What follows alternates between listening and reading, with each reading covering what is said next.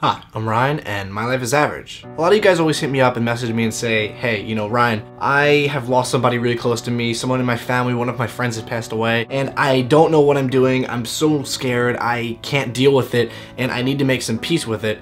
So I figured to try to help you guys out, I would share a personal story from my past that hopefully will shed some light on some things and maybe give you a better perspective on how to deal with somebody when they pass away. So obviously, just like you would understand, when I lost my mom when I was 16, I was devastated. I was really upset, and as I was leaving the hospice area, one of the nurse ladies said, hey, you'll see her again.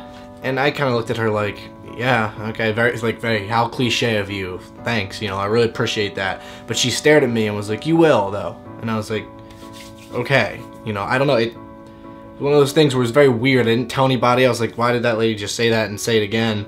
And then I forgot about it, just like anything else. I was like, whatever, she's probably crazy or something. She probably dropped her noodles. Who knows what that even means? So then a couple weeks went by and I came home and I was going outside and I saw this rabbit just sitting there. And in New Jersey, rabbits run away from you. They are not people friendly. They are scared of humans. And it was just sitting there, just this rabbit. And it was staring right at me. Had this little white spot on its back and just staring at me. I was like, oh, that's weird. Rabbit's not moving. Just didn't move.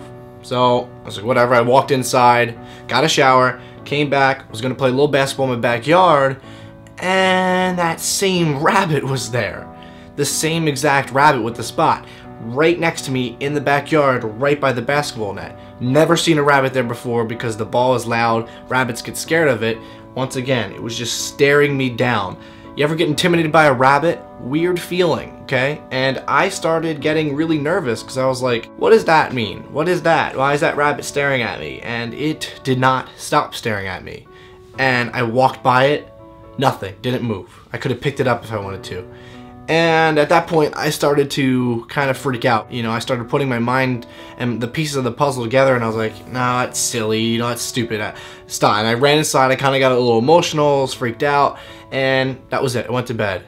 So then the next day, same thing. I get up to get the mail. It's like 10, probably 10 in the morning.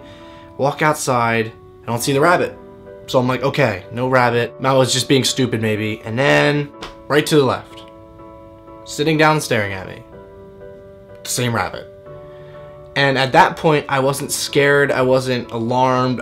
I got this weird sense of peace. And it sounds so silly. I'm sure a lot of you guys are like, oh, Ryan.